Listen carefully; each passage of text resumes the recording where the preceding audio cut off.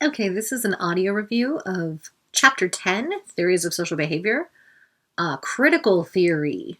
So, critical theory is a very fun one, and it definitely builds upon other chapters we've already covered, such as Marx and Weber. So, the critical theorists are trying to deal with the fact the utopia never happened. Capitalism was not overthrown by the proletariat, as Marx had assumed, nor did it become a communist utopia of shared resources.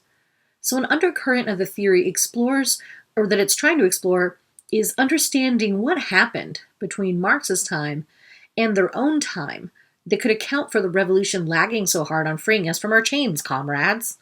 So, this is a complex chapter with many thinkers connected to the Frankfurt School, such as Adorno, Marcuse, Horkheimer, Habermas, and we're also going to explore Patricia Hill Collins and maybe sprinkle in a little Angela Davis while we're at it. So, yeah, as a result of it being so complex, so many people, so many things, I'm going to split this one into two because it's a lot at once, right? So this will be part one. All right, let's jump into Adorno, this guy right here, stately gentleman. So, interestingly about Adorno, again, just a little bit of backstory on the guy so that his theoretical orientation kind of is a bit more contextualized. So, Adorno was a musician, and in his 20s, he ultimately became a philosopher and earned a doctorate in philosophy in 1924. But it was in the fields of music criticism that Adorno first really made his mark. He published nearly 100 articles on the topic of music aesthetics and music criticism between 1921 and 1932, whereas his first publication of philosophy doesn't appear till 1933. So Adorno's original professional ambitions were to be a composer and a concert pianist. So Adorno's interest in composing and performing music was tied to his broader philosophy of aesthetics. He thought that music offered an expression of truth itself, a truth defined in dialectical terms. So remember, a dialectic is a discourse between two or more people holding different views about a subject, but wishing to establish the truth through reasoned argumentation. So for Adorno, the value of music is measured by its freedom from conformity to the existing forms. So Adorno thought music and art, more generally, alone was capable of transcending the alienated, soulless world ushered in by the advance of capitalism and totalitarian political systems.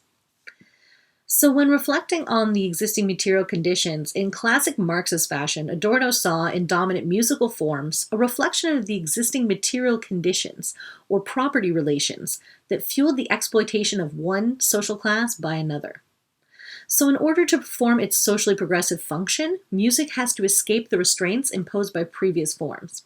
So he attacked standardized music for allegedly dumbing down the masses and perpetuating oppressive social conditions.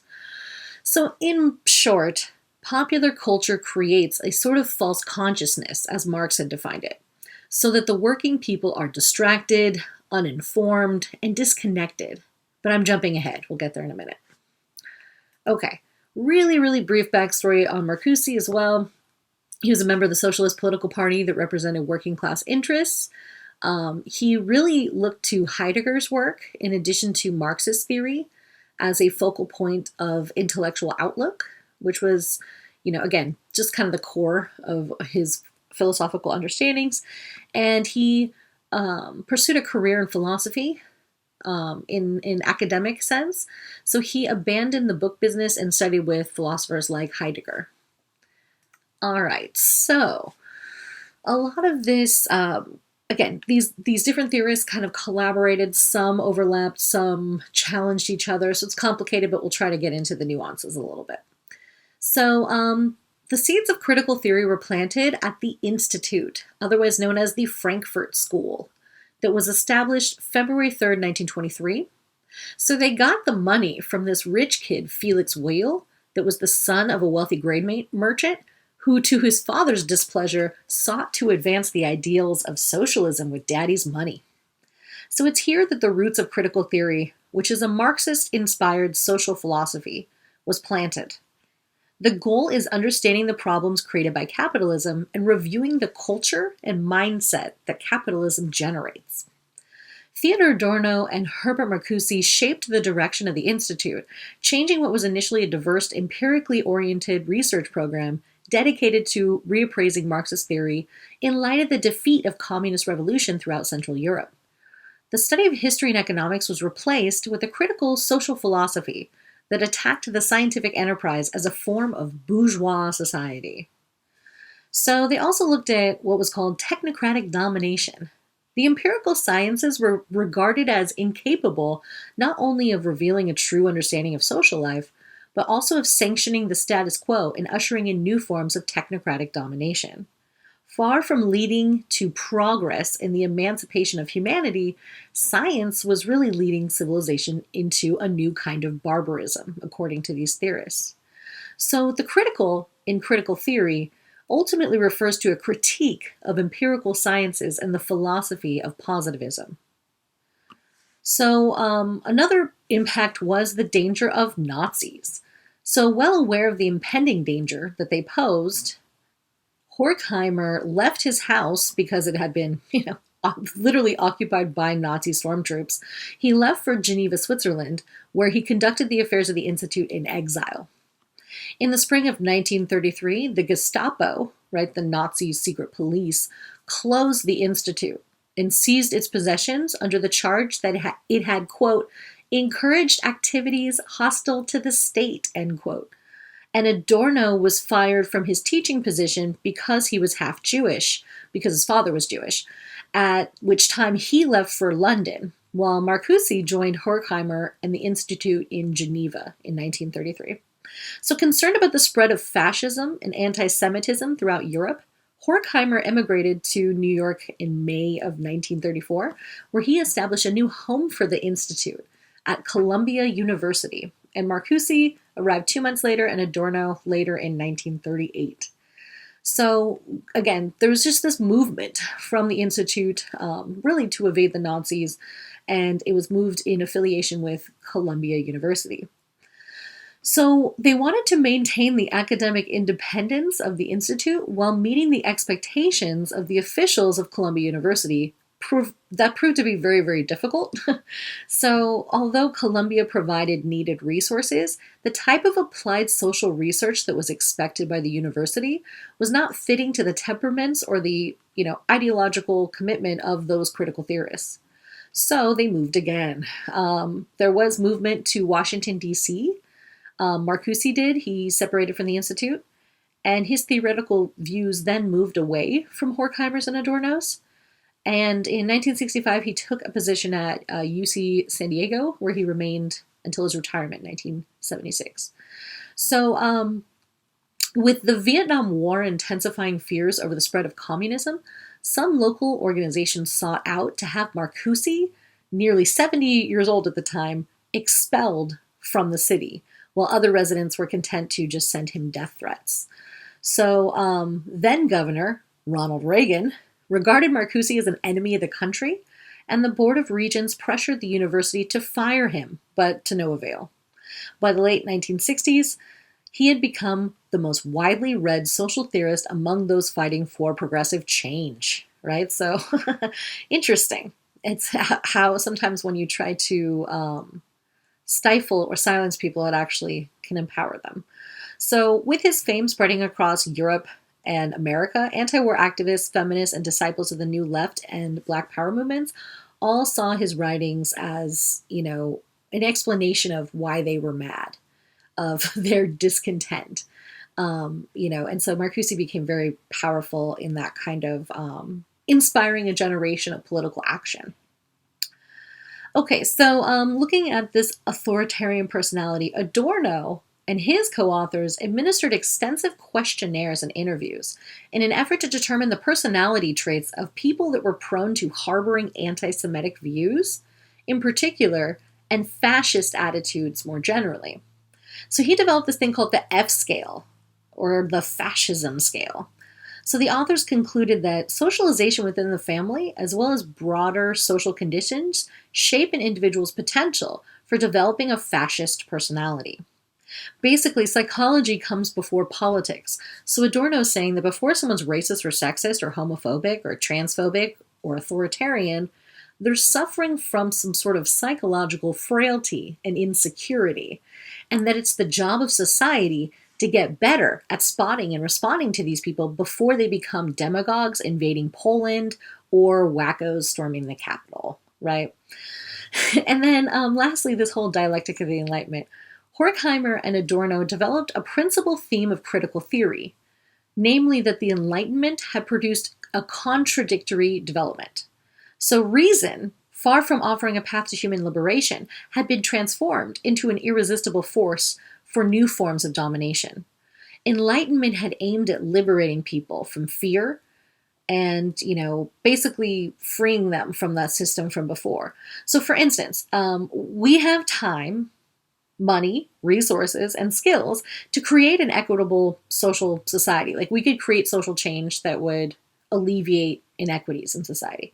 So for example, in the US, there are several homes per every, or empty homes per every homeless person, right? So this idea of, how do you make someone unhoused? You give them housing, right? So why do we instead suffer or fight each other when we could create an equitable society? So they're saying it's because our minds are sick, and that they're getting sick from the ideologies of modernity and rationality. Okay, moving to Adorno's and Mercursi's influences and core ideas. Obviously, they were influenced by a lot of different scholars, but we'll just go over a couple. So they drew from clearly Marx, right, and a lot of his conflict theory ideas, but also from Weber on bureaucracy and rationalization that we discussed. Their works also owe a debt to idealist philosophies of Immanuel Kant, Hegel, and their contemporary Georges Lucas, who they, again, he was a somewhat unsung, character in that same movement. So when you look at history and class consciousness, this really played a critical role in their reevaluation of Karl Marx's concept of class consciousness and ideology. And we'll get into that a little bit more in depth in a moment. So really, why didn't the revolution happen? Right? Marx, Weber, and the revolution that wasn't. So like Marx, the critical theorists saw in modern industrial society an oppressive, dehumanizing social order. Like Marx, they wanted to do more than understand it. They wanted to make society better for people. So the critical theorists offered a picture of the sources of domination and the struggle to overcome them that was very different than the one that was argued by Marx. So, for instance, the historical materialism that Marx talks about. The dynamics of historical changes are rooted in opposing class interests that are themselves the product of the distribution of private property, right? That's what Marx was arguing. So while it's in the interest of the former to maintain the status quo, right, the person who has the power, they want to keep that power, it's in the interest of the person who doesn't to radically transform the existing distribution of resources and bring an end to their exploitation and subordination. So the evolution of history has been shaped by a dialectical process in which each stage of development contains within it the seeds of its own destruction. So as private ownership, or the means of production, right, that ignites recurring economic conflicts that inevitably sweep away existing social arrangements and then give rise to new classes of oppressors and the oppressed, right? So we talked about this before with Marx. He was basically comparing the time period of royalty and the serfs to a kind of narrative of comparison to the capitalists and the workers, right? So the class conflict between the bourgeoisie and the proletariat was to be like no other previous struggle in his argument. So for the proletariat, they would finally free humanity from exploitation and alienation that was characterized through capitalism, according to Marx. And so part of this was owning the means of production, right? He said that once the means of production become collectively owned, exploitations of workers is not possible anymore because the surplus value, i.e. the profit that is produced by the worker, is not appropriated or siphoned off, like a leech to the wealthy individual owner. So looking at the economic production, Marx said that that was the base of society, that the mode of economic production was really what determines a society's superstructure, or the social, political, and intellectual life processes in general in a society. So he did prophesize the downfall of capitalism, and he foreshadowed that historically necessary economic crises would instill the necessary class consciousness. So later Marxists noted changing economic circumstances alone are incapable of mechanically transforming the consciousness of the working class. Capitalism prevents the proletariat from translating the awareness of their reality into a force capable of comprehending that reality for what it really is, because capitalism is imposed as a social system, and the class divisions cause this competitiveness that are central to, basically divide us and separate us. So the critical theorists turned away from Marx's doctrine on historical materialism and leaned instead on more Hegel's ideas to better focus their analysis of culture and ideology. For it was not an economic arrangement that was primarily responsible for the barbarism of humanity, but ideas and what they call irrationality of reason. And we'll get to what that means in a minute.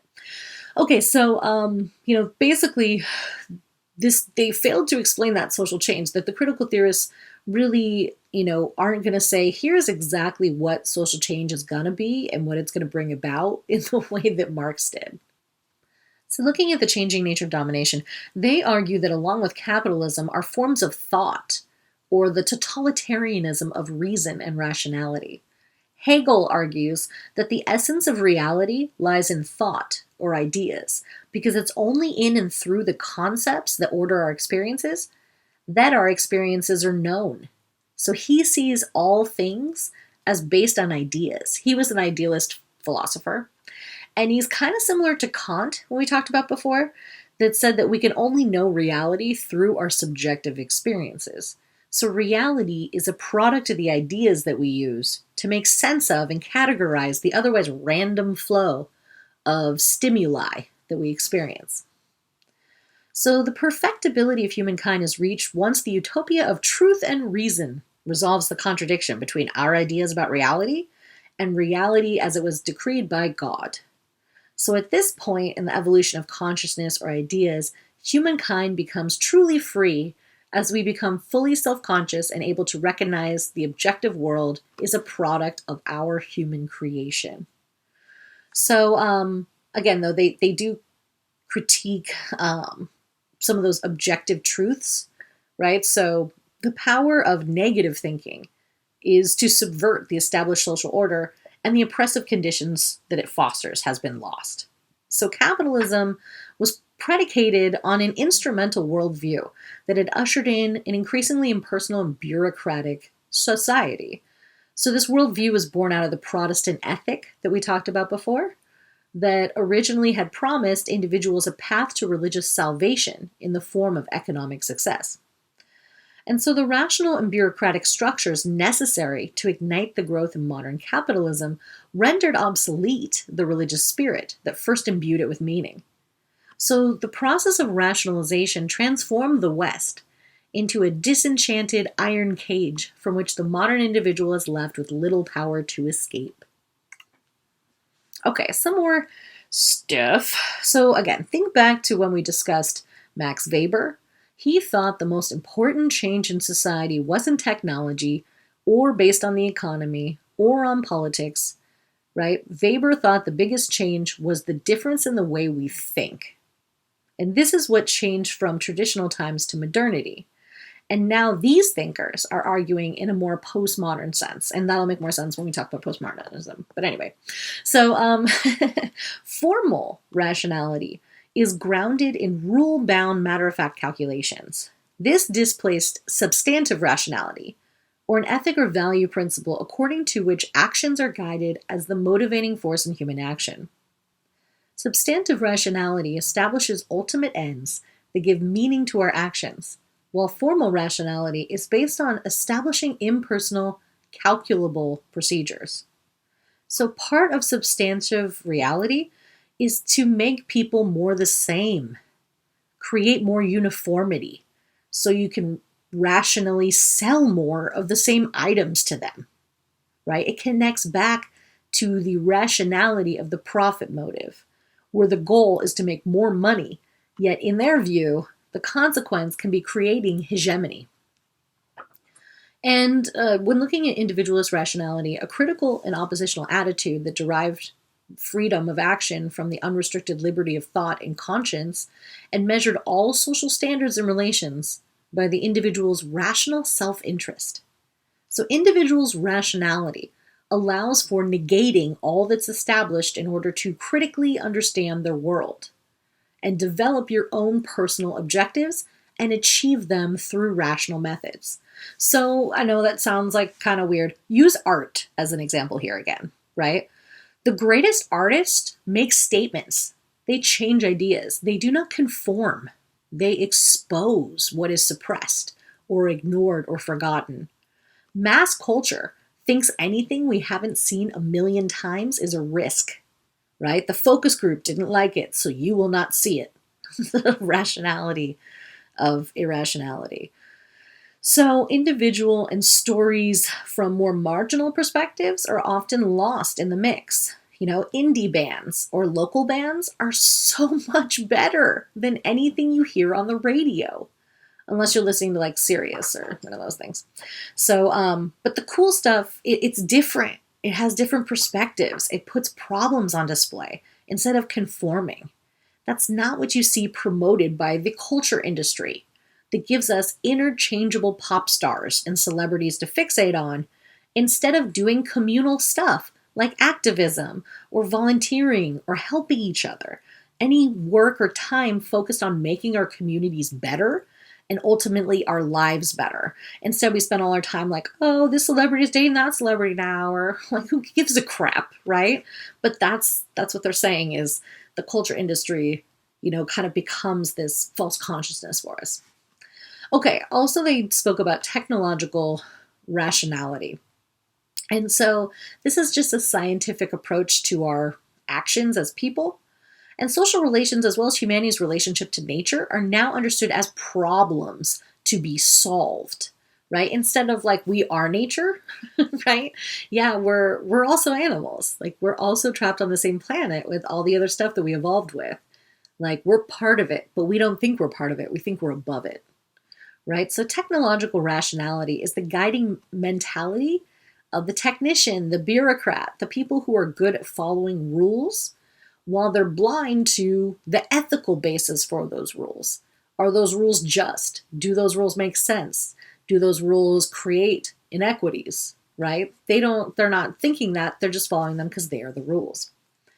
So, you know, they also talked about this apparatus, right? A totalizing system that emerged as the domains that compose modern industrial society, the state, the economy, science, education, culture, all of these things that are really driven by a singular worldview that even reaches deep into our own individual psyches.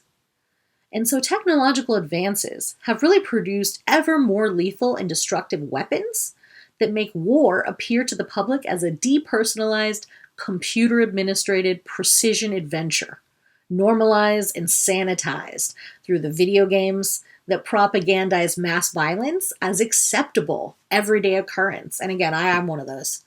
I love me my Call of Duty. But personally, I always feel weird about playing any of the ones that are set into like modern day conflicts that are actually still ongoing, right? Like I'll play World War II because that's over, right? Or I'll play like in space in the future.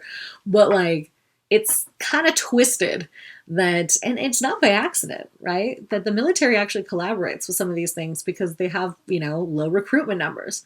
So turning war into a game, you know, is a really effective way to normalize that brutality. And it's basically like when the only tool in your tool shed is deploying troops, you deploy troops, right? We don't have games where we teach kids how to do diplomacy. Right? Or like video games where instead of shooting people, you're like, you know, shooting inequality, like providing people with hot breakfast or something like that. Anyway, sorry, I'm going a bit afield here. I'll go back. Okay. So the root of inhumanity of the modern condition is not the result of the lack of economic or scientific development, meaning we have the money. to make society fair. We have the technology to make sure that no one has to drink dirty water. No one has to go without electricity. But we don't care, right? Largely because the instrumental rationality comes to form the basis of the dominant ideology. And really what convinces us that we don't care is the kind of fealty to capitalism that says, yeah, we could give those poor people the free stuff they need, but then they just keep being poor. And we need them to be like motivated not to be poor. That's just, it's a narrative, right, that justifies the inequality that we currently have. And so they argue that this is really coming from the culture industry, which produces consent and justifies hierarchies. So this industry, the culture industry, encompasses all the sectors involved in the creation and distribution of mass culture products. So think about everything, the TV, film, radio, music, magazines, newspapers, books, all of those kind of popular media forms, and of course, advertisements that sell them to us.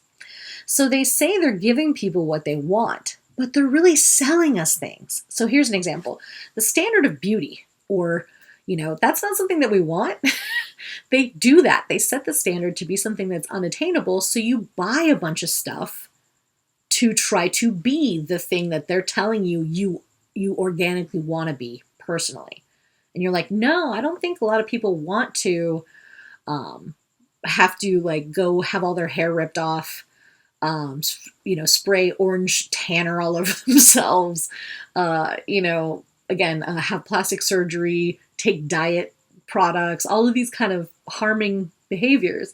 Why? To meet some standard of beauty that's been set by advertisers to get you to buy more stuff, right? So, or infotainment, right? This kind of weird infotainment culture we're in where it's the reason that they always are talking about celebrities instead of telling you anything about the world, right? The reason that Americans are so ignorant to everything that's going on in the news or anything around us, like much more so than other countries, is the infotainment, the kind of news stories that are about the celebrities and the trash culture, the trash magazines, all this kind of stuff, like who's dating who and they broke up and blah, blah, blah, and just the most brainless crap, right? Most of us want real news. We want to understand the world that we're in. We don't want just entertainment nonsense.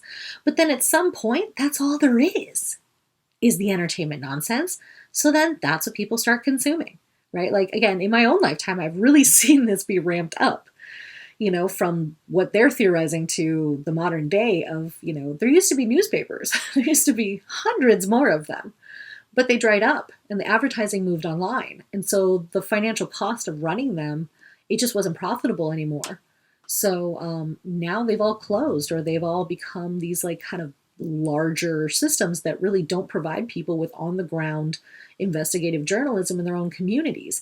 And that's a huge problem to like understanding what's actually going on instead of it being dictated by corporate heads that don't even live in those areas, right? Not to mention the fact that media consolidation is so crazy now that you have over 80+%, almost 90% of all the media controlled by a handful of companies, about 6 companies at this point. So that's insane, right? But that's just become normal to us, that the kind of everything you see, read, hear, everything is coming through those same channels. And so those people that have the power to basically fill that information, to provide that kind of information for us, get to control the narratives, get to control how we understand the world that we're living in. So, most of us actually want, we want to know what we're living in, right? Give everyone what they want, but so no one can escape. That's what they do. They just fill you up with a bunch of crap and distract you with some stuff so that you just, basically give up, right? And you become what they call infected with sameness, conforming with the majority, which is inherently conservative, right? Consumers just need to consume. Thinking becomes unnecessary. Buy something new. Ignore the changes that aren't happening in society. Ignore how much harder things are getting in society. Ignore that pollution and global warming is going to kill us all. Ignore it. Just buy something shiny, right? Get that new thing you were wanting on Prime Day.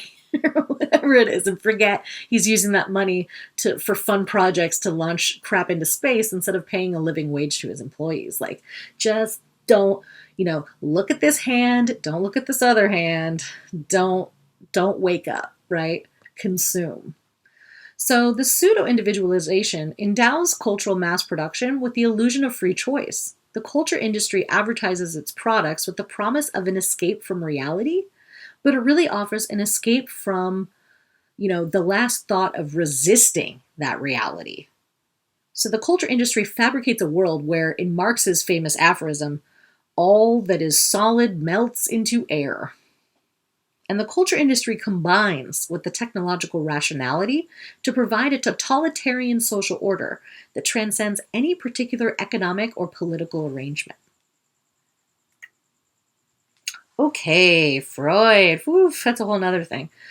Marcuse saw Freudian theory as the basis of an explanation for the continuing repression and unhappiness of individuals and a pathway towards the end of human toil and suffering.